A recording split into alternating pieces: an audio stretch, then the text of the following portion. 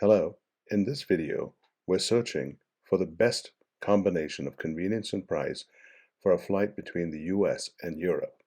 Join us as we embark on this search. When thinking about a trip like this, my first step is to develop a plan. And that plan, first and foremost, includes the dates I want to fly in and out, and understanding whether those dates are flexible. Sometimes moving flights by a day or two can significantly change your route and cost. The next thing I look at is the area I want to fly into. In this case, the question is, do I want to fly into Western Europe, Northern Europe, or Eastern Europe? Once I have that, the next question is, do I want to fly in and out of the same city, or do I want to fly into one city and out of another city? And then the final part is understanding whether I want a direct or connecting flight. Let's just take a look at that next. Connecting flights could be something like this: Denver to Boston, and then Boston to Paris. In this example, I'd have a layover in Boston to stretch my legs, and part of the flight to Paris has been completed in the leg between Denver and Boston. An alternative to that would be where you have a connecting flight that goes through Salt Lake City, for example, and then from Salt Lake City all the way to Paris. This is a different type of a connecting flight. And then there are connecting flights like this that go through Reykjavik, and then from Reykjavik to France. The nice thing about this is you can have a stopover in Iceland at Reykjavik and take a few days to go check out Iceland before you complete your trip to Paris or on your way back. And then, of course, there is the direct flight. So having some idea as to which of these flight options or what options are suitable for you, you're ready to begin the search. So let's move on. The next step is to do a broad sweep, and we use Google Travel to assess what the flights are and what cities work and what dates are best. And with that as a starting point, we move to the next stage, which is triangulation. And in triangulation, we look at major US and international carriers and also discount carriers and aggregators. Once you've made a plan, we're ready to move on to the next step, which is the broad sweep. So the first tool that we use is Google. Google has a site, google.com/travel, which is very helpful in helping us determine where to fly and at what price, particularly if we're flexible about where we fly in. So on this page, we go ahead and select flights. And we're flying out of Denver, so we'll leave that Denver alone there. And we'll fly out, not to a specific city or anywhere. We're going to go to Western Europe. Click that. And then we need to select a departure date. We're going to make this a long trip in high season. So let's say we're leaving around June 4th and we're returning, let's see, July 31st. And before we hit done, let's make sure we select round trip here. We've got that set. And next we need to hit explore. Once we hit explore, Google goes out to find what the fares are round trip to each of these cities in Western Europe. Now let's see about zooming in and drag that across. We can see that the round trip fare to Dublin is $9.60, to Manchester it's $13.51, London is $10.70, Frankfurt's $14.75, Zurich is $12.67, Madrid's $12.00, and Lisbon's $15.93. Now, one thing we can do is change the dates. Sometimes changing one leg will change your prices quite a bit. You can play around with that to find one that fits your requirements. For us, let's assume we're going to go to London. So we're going to say, let's select the London flight with the dates we had, and down on the left we can see some of the premier flights. And then we click View All the Flights, and that opens up this panel, which shows us that the best flights per Google include these top four. This one's an American British Airways flight, 13 hours and 4 minutes, one stop, and it's $1,100. And the prices range all the way up to $1,300. Now these higher priced flights are a little shorter because they're non-stops right here. One thing we can look at as we're shopping is look at the date grid.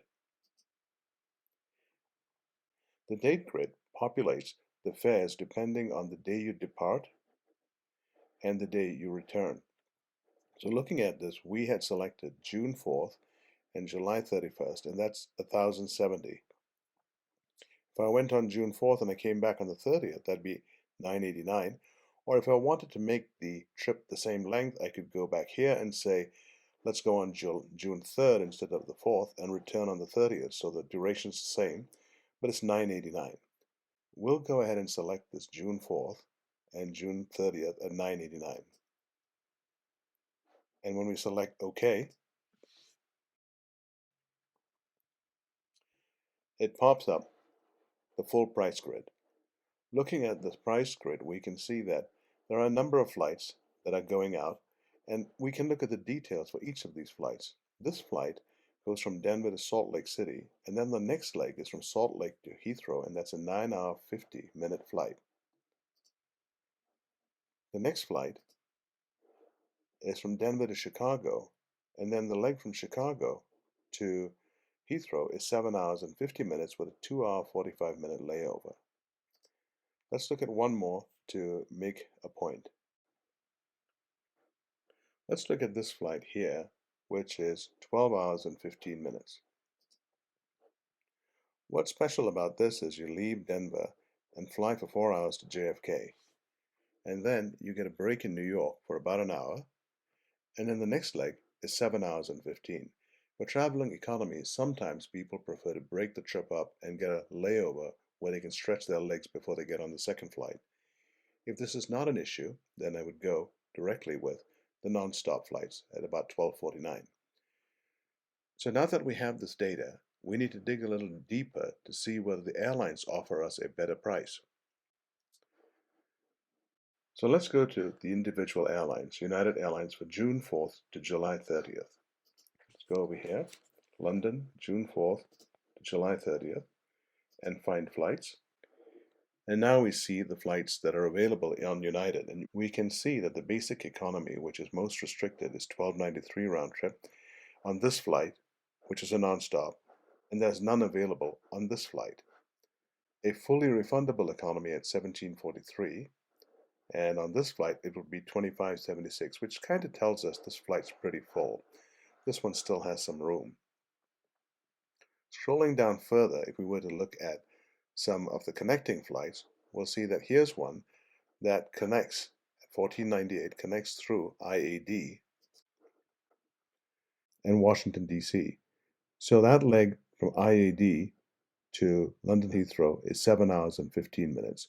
So breaking up the journey is one way to make some of these economy flights more comfortable for those who can't remain seated for 9 hours. For those who can, the direct flights are the easiest way to go. So we see a grid here of the prices. Now let's go back and take a look at some of the options. We can sort the selection by best match, by price, etc. We can establish the number of stops we want, non-stops from 12.93, one stops from 11.55, and then there are fare types you can choose which have different refund policies and credit policies. Connections, you can set your connections and say, I don't want to go to Salt Lake and have a longer trip to London. I'd rather have my connections happen, for example, in Montreal or New York, something that carries me part of the way so the second leg's not as long. And then we've got settings for refundable fares and aircraft. Let's now look at Delta. Going into Delta, I'll go ahead and enter this information and come back. I've entered the information, so now we'll do the search. And the search gives us a range, just like on the United side, it gives you a range of prices. This flight stops in Salt Lake City, which is not a flight that I would like. This one stops in Boston, and that's a good break from my perspective, because part of the flight is already complete from Denver to Boston. That leg's 4 hours and 5 minutes, and then there is a layover of 1 hour and 35 before connecting to the next flight. I see Delta One's turn that we're going to go economy, so the fare's changed. but the flight's the same flight. So let's close this window. And we can scroll down to see what other flight options there are. Boston interchange, Minneapolis interchange, etc., JFK interchange. And this one is a well-priced flight, and it's a nice connecting leg with a 1 hour 30 connection. So the Delta grid looks very similar to the United grid. Now let's go to American, and in American I'll enter the data and be right back.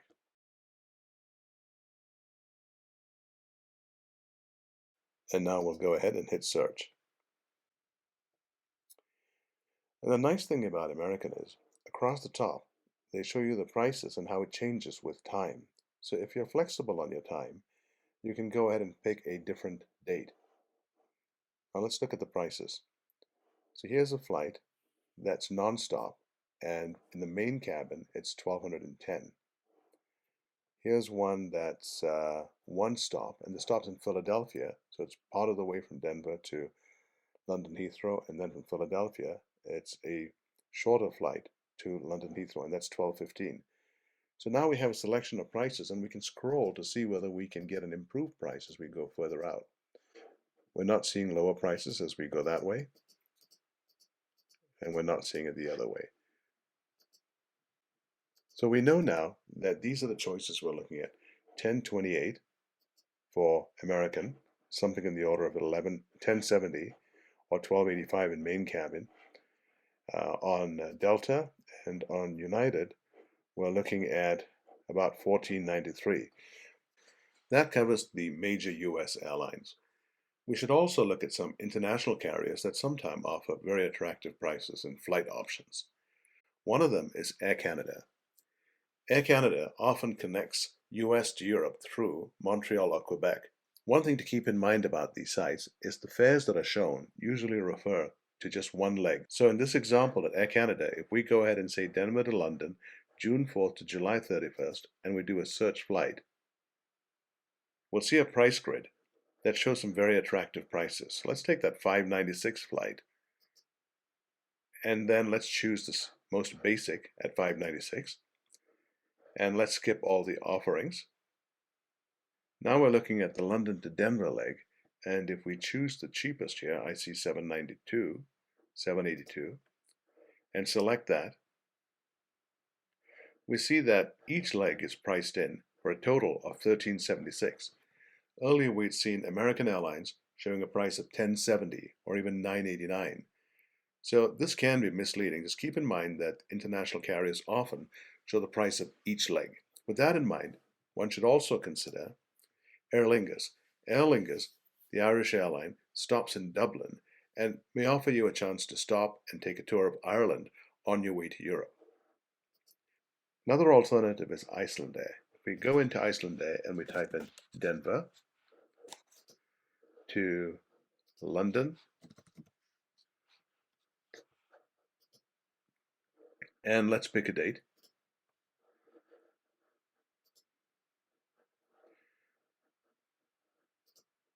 June 4th to July 31st, and search flights. We see a price grid. What's interesting about this grid is it offers you the opportunity to add a stopover. And so you could stop over at Reykjavik and take some time to visit and tour Iceland. Next, we have a budget airline, Norweigen, that flies from a number of US cities to Europe. Those are some additional airlines to consider in your selection of a flight from the US to Europe. Keep in mind that when you book directly with an airline, if there are changes to your flight, the airline generally takes care of it directly since you purchased the ticket from them. Next, we'll look at some websites and some apps that offer potentially even better savings, beginning with the sites. One that I've used is CheapOAir. CheapOAir basically allows you to search for flights. So if we do the Denver to London, all airports, and we pick the same dates we had earlier, and do a search, we see some fares that are below the $997, the lowest price we've seen, available here. Another site would be Expedia. Again, we need to select flights and then enter our source and destination. I won't do all of these to keep the video reasonably short.